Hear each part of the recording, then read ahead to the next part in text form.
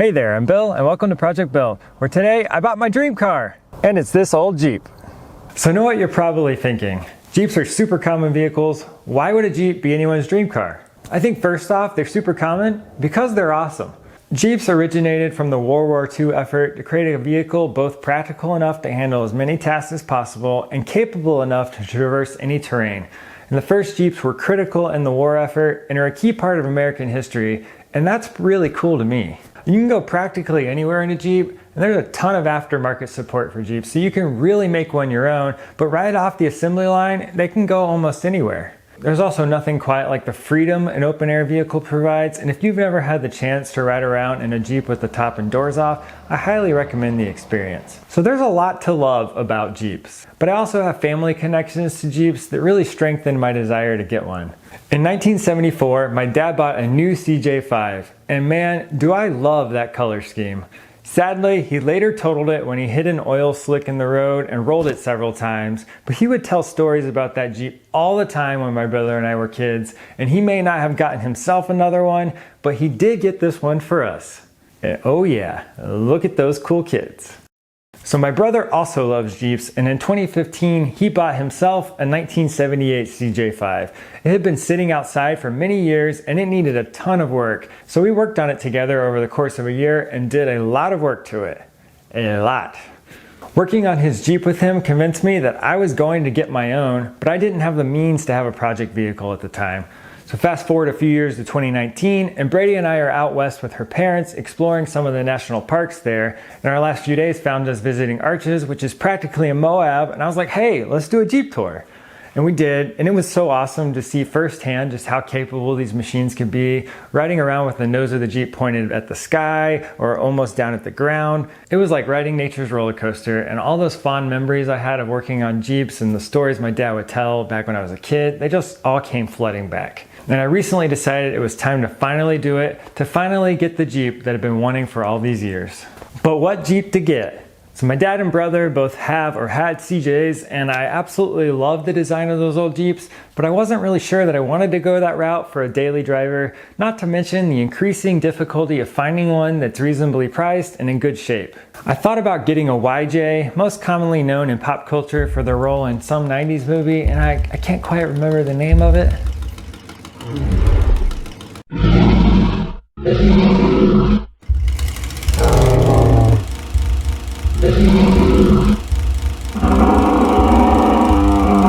But they have a lot of the same inconveniences as owning a CJ, and while I don't hate the square headlights like some do, I definitely like the look of the CJs better. So enter the TJ, the perfect blend of looks, simplicity, and modern features. The use of coil springs over leaf springs found in older Jeeps means a more refined ride, and the addition of airbags as well as bringing back the round headlights make this a very appealing Jeep to me.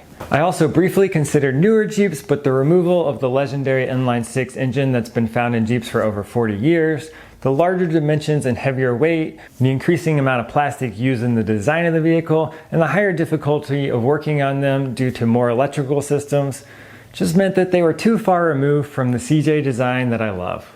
So I did research about what to look for and was prepared to look for many months, even up to a year, to find the Jeep for me, to find one that hadn't been heavily modified and had little to no rust. So naturally, it took about 3 weeks before I was pulling this one into the driveway.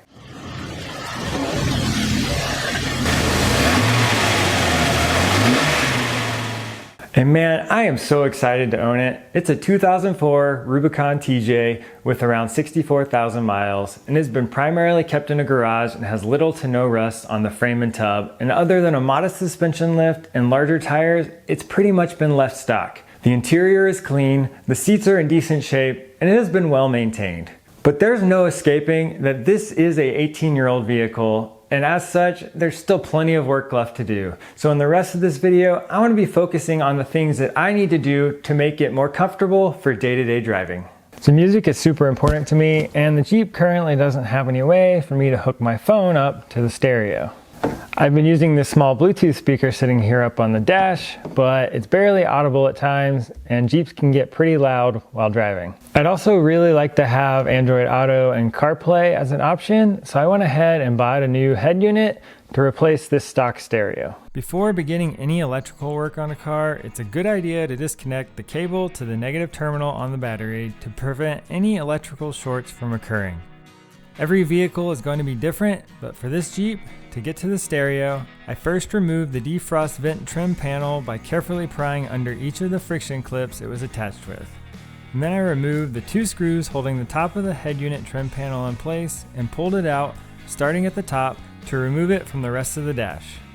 I removed the 4 screws holding in the stereo, but I couldn't pull it out yet as there is an anti-theft bracket bolted to the back of this super nice, very enticing to steal radio. To get to the bracket, I opened and removed the glove box and then reached up behind the head unit through the glove box area to reach the nut that's bolted to the back of the radio, first loosening it with a wrench and then removing it by hand.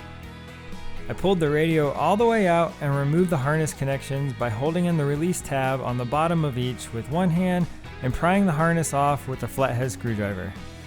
While trying to remove the antenna cable, I accidentally pulled it a little too hard and unplugged it where it was connected behind the glove box. Whoops. I reattached this cable off camera. I removed the 2 screws holding in the thermostat controls and moved the control unit out of the way to provide access to cut the plastic tray here so there will be room for the new, larger head unit. And I tried a lot of different methods to cut this plastic tray, but in the end what worked for me was a plunge cut blade on an oscillating tool. I checked the fit of the new stereo brackets and continued trimming the sub dash as needed. I recommend placing something over the wires to protect them while cutting, and I did not think of this ahead of time, and I'm just really lucky that I did not slip and damage the wires. The anti-theft bracket is no longer usable and takes up valuable space behind the head unit, so I removed the 2 nuts holding it in place up at the top of the dash and maneuvered the bracket so I could pull it out. Now I'm done modifying the dash area, so I secured the thermostat controls back in place. I popped the air vents out of the old head unit trim panel and transferred them to the new panel, which has a larger opening to accommodate double-din size head units. Then I slotted in the new storage tray at the top of the trim panel and screwed it in place. Next I needed to connect the wiring harness for the new head unit to the adapter that plugs into the factory harness. I removed about a 1/2 inch of insulation from each end of one of the wires on the head unit harness using wire strippers, pulled the insulation off the pre-cut end of the corresponding wire on the adapter harness, twisted the wire strands together on each, and then twisted the 2 wires together. I slid on the base of a wiring harness connector over the wires, screwed on the top to lock them together, and gave the wires a good pull to make sure that they were secure. And it's the same process for the rest of the wires. I added the new mounting brackets to each side of the stereo, aligning the slots with the holes on the side of the head unit, and screwed it in place. The brackets have some adjustability front to back, and I did have to come back here and move the brackets forward a bit to get the head unit to fit in the trim the way I wanted it to. Mounted to the bottom of the windshield trim seems like a good location for the new microphone, so I stuck it in place using the included bracket and tape, and then ran the wire behind the plastic trim of the windshield frame by pulling the trim out slightly with a plastic pry tool and then feeding the wire behind it. And I fed the end of the wire down behind the dash to the stereo and used zip ties to attach the mic wire to an existing wire loom that runs on top of the dash and cut off the excess zip ties with scissors. I added 1 HDMI and 2 USB extension cables from the front of the head unit opening down to the glove box area, hooked up the radio antenna adapter, and then plugged in the wiring harness adapter and pushed all the wires back into the opening. I plugged the extension cables into the USB ports on the back of the head unit, but these can easily come apart, so I secured the connections by wrapping a Velcro strap around the base of one USB cable end, pulling the strap tight, and then securing the other end. This could also be done more permanently with zip ties. I plugged in the rest of the cables to the back of the head unit and pushed it and all of the wires into the dash. I screwed the head unit in place and finally removed the plastic covering the screen. Pretty. With all the wires plugged in, it was a good time to put the cable back on the negative terminal of the battery and make sure that everything is working as expected at this point before putting any of the trim back. Once everything checked out, I zip tied the USB cable that is used for media drives and firmware updates to some existing wires behind the glove box, as I'll very rarely need to get to this USB port. I also ran the HDMI extension cable and the USB cable used for Android Auto and CarPlay down below the dash where I'll be able to plug things into them, and then added back the glove box. I installed the new head unit trim panel, pushing the friction clips into place. I wanted to note that off camera I put nylon washers behind the thermostat control unit to shim it out a little bit so it would fit this new trim panel better. And from here, it's just screwing the top of the trim panel back down, placing the defrost trim back in place on top of the dash, and we're done with the head unit install. And I wasn't originally intending to install new speakers yet, but it's pretty easy to do for this Jeep, and the stock ones just didn't sound very good with the new head unit. To replace the front dash speakers, I removed the 2 screws on the side of the speaker grill, pulled the grill off, unscrewed the old speaker pod from the dash, and unhooked the speaker wiring. I'm using new speaker pods made specifically for this Jeep, so I first figured out where I had clearance to drill through the front without going through the back of the pod and marked those areas. And then I put the speaker on the pod, marked the hole locations, center punched each location, and pre-drilled them. I pushed the speaker wiring adapter through a rubber grommet, starting with the larger terminal on the positive wire, and then inserted the grommet into the hole on the back of the pod. I cut some speaker gasket tape, slightly longer than the circumference of the speaker, and worked around the speaker to stick it in place, cutting it flush with the start of the gasket. I hooked the wires to the terminals on the speaker and then screwed the speaker to the pod, starting all of the screws first and then tightening them down in a diagonal pattern. I gently pulled the excess wire through the back of the pod and used hot glue to seal around the wires. I took the completed speaker pod, plugged it into the existing wiring, and screwed it in place. Then I added back the old speaker grill, and it's onto the rear speakers attached to the roll bar. I unscrewed the 4 screws holding on both the grill and the speaker, and then pried one side of the old speaker to start it free, pulled it off, and unhooked it. I added gasket tape just like before and plugged in the wiring adapter. There's no fill in the rear speaker enclosure, so I cut some fiber stuffing and inserted it into the opening. Adding fiber stuffing to the rear enclosure is optional, but should help to dampen the sound waves and make the speakers sound clearer. I hooked in the new speaker, aligned the grill on the front with the speaker mounting holes, and started all the screws before tightening them. And these grills are old plastic, so I was very careful not to over tighten this one as the grill will break. And you can probably guess how I know that. But how does it sound? Well, let's test it out.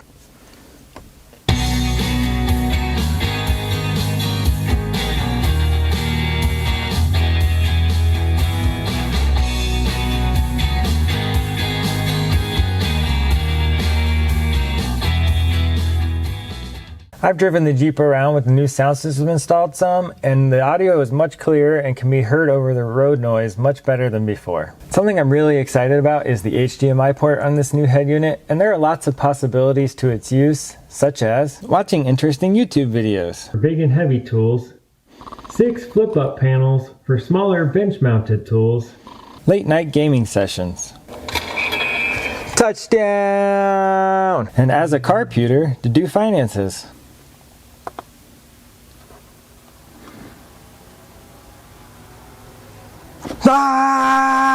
So I'm not actually sure if it has practical use yet, but it's really cool to have the option to hook up whatever source I can think of to the head unit. The driver's side seat here is in need of some work. The outside edge here of this lower cushion has become compressed over time, and it makes me feel like I'm sliding out of the Jeep while driving, and it's just not comfortable at all. And my guess is that this occurred from people getting in and out of the Jeep and sliding over the edge and compressing it and wearing it out much faster than the rest of the seat. To remove the seat, I first slid it forward to access the rear bolts and remove the T50 Torx bolt that is at the back, or at least I tried to, but it wouldn't budge.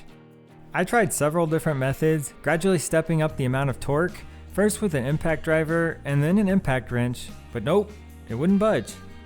I sprayed it with some penetrating fluid, waited a few hours, and then managed to squeeze a breaker bar under the seat, and finally it started moving. It wasn't very rusted at all, so I'd love to hear if anyone has any ideas about what caused it to be stuck. I unplugged the seatbelt sensor wire at the back of the seat and removed the rest of the seat bolts. And these were normal bolts and were a bit easier to access, and thankfully none of them were too stuck that I couldn't break them free with a ratchet. I removed the seat from the Jeep and set it upside down.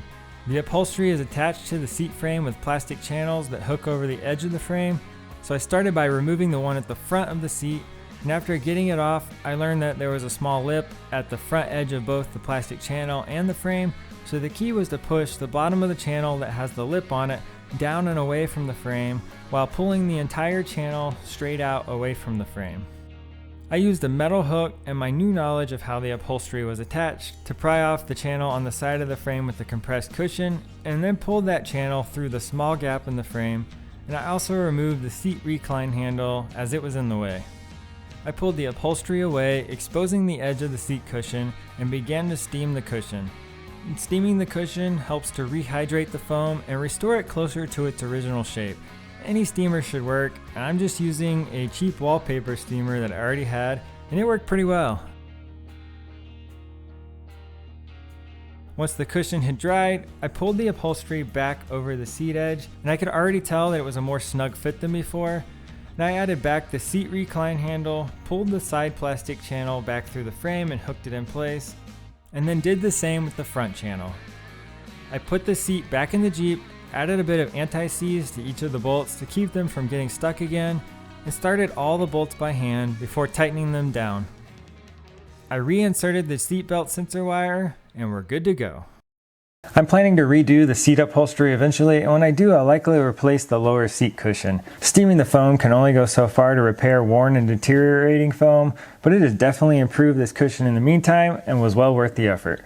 Currently, the Jeep is a little tall for Brady to easily get in, which she clearly loves. I decided to make her a stirrup step. I took some polypropylene strapping, threaded it through the opening in a stirrup, and doubled it up. I want it to hang down so the top of the stirrup is just past the bottom edge of the tub. While holding the stirrup in that position, I adjusted the strap until there was enough for the doubled strap to wrap back over the seat frame and then marked it. I cut the strapping at my mark and used a lighter to melt the ends and prevent them from fraying.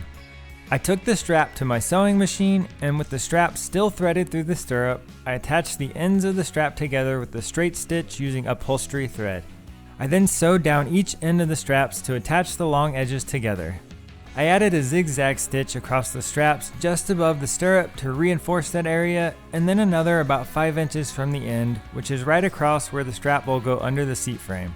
I cut off the excess thread and burned the ends. Back at the Jeep, I positioned the stirrup and marked the seat bolt location on the strap, and then folded it over to mark the other side where it will wrap around the frame. I made the holes in the strap by burning them with a cheap soldering iron, and I can't imagine this is very good for the iron, so I wouldn't use a nice one for this. I recommend doing this somewhere with good ventilation. Burning the holes leaves raised edges, so I trim them flush with the utility knife and burn any loose threads with a lighter. And then I removed the front seat bolt, slid the strap underneath the frame, pushed the bolt through the first hole in the strap, then through the seat frame and the other hole in the strap, and tightened the bolt down. I wanted to give Brady something to hold onto when getting in and out of the Jeep, so I added a roll bar grab handle. I slid it over the roll bar as far back as the door surround would allow and strapped it in place. And it's time for Brady to give it a try. And oh man, she hates it. Using the step to get to the back of the Jeep also works great. And that's everything that I want to do to the Jeep for now. There's lots more to do later. The stock subwoofer, which is in the bottom of this console here, it's a little muddy, but it does sound alright until you get driving, and then it kind of disappears and really can't hear it at all.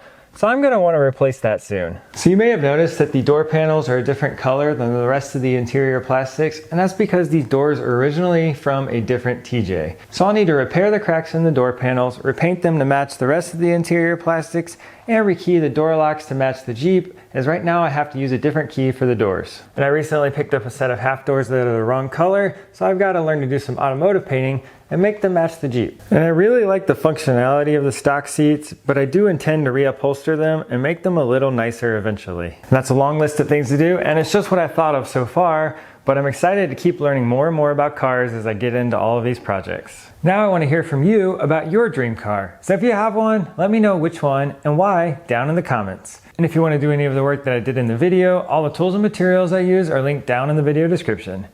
So until next time, go build yourself and find your dream car. Ah!